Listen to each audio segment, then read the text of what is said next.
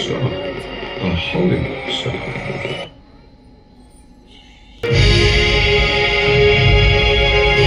তারকাদের জীবনের প্রায় সব কথা জানা যায়, তবে সত্যিকার তারকাদের জীবনের গল্প আরো অনেক আকর্ষণীয়, দারুণ রোমাঞ্চকর। আমাদের জীবনে এদের ভূমিকাও কল্পনাতীত। তারাদের সেই গোপন জীবনের মুগ্ধকর বাস্তবতায় আপনাদের স্বাগতম। তারারা ম্লান হয়ে যায়, পৃথিবী সূর্যের দিকে ফেরে, সূর্য ওঠে, আমরা বলি বটে সূর্যোদয়, তবে আসল কথাটি হবে নক্ষত্রোদয়। পৃথিবীর প্রায় 150 কিলোমিটার দূরের সূর্য আমাদের সবচেয়ে কাছের তারা। আমাদের কাছে এই নক্ষত্রটির আলো পৌঁছাতে প্রায় 8.5 মিনিট সময় লাগে।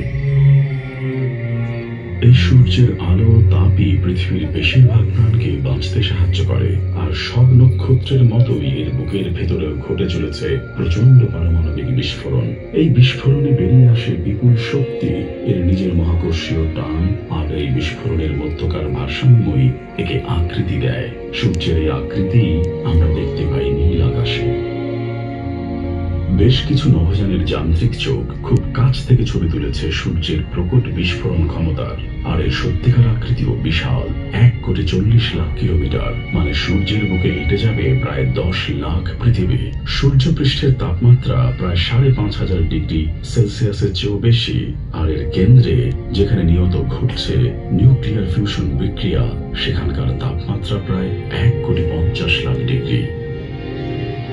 আমরা রয়েছি সূর্যের খুব কাছে, তাই সূর্য আমাদের কাছে এত বড় আর উজ্জ্বল মনে হয়। কিন্তু সূর্যের পর আমাদের সবচেয়ে কাছের তারাটি থেকে এটিকে কেমন দেখায়, সেটা জানতে একটুখানি নক্ষত্র ভ্রমণ করে আসা যাক।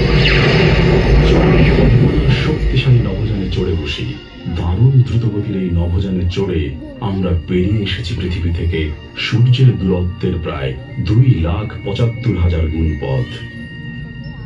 এখন আমরা আছি আলফা সেন্টাউরি নামের এক বহু নক্ষত্র ব্যবস্থায়। রাতের আকাশে তারামণ্ডল চেনা থাকলে নিশ্চয়ই বুঝতে পারছেন এখানেও আকাশ ওরকমই। ওই যে দেখুন আমাদের বড় পরিচিত ডাব্লিউ আকৃতির ক্যাসিওপিয়া তারামণ্ডল। আর এই যে এখানে একটা বাড়তি নক্ষত্র আছে দেখতে পাচ্ছেন, এটা আমাদের সূর্য। রাতের আকাশের হাজারো তারার মাঝে অতি সাধারণ এক তারা। আমাদের চেয়ে এটি এখন 41 মিলিয়ন মিলিয়ন কিলোমিটার, মানে 4.5 আলোকবর্ষ দূরে। চলুন আবার যাত্রা করি।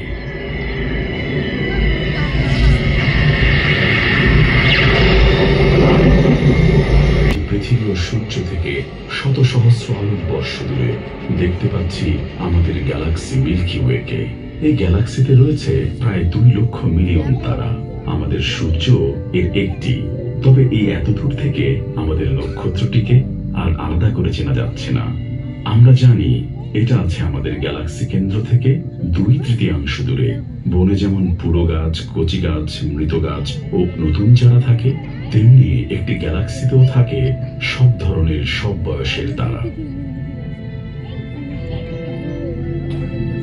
কোথাও কোথাও জন্ম নিচ্ছে নতুন নক্ষত্র,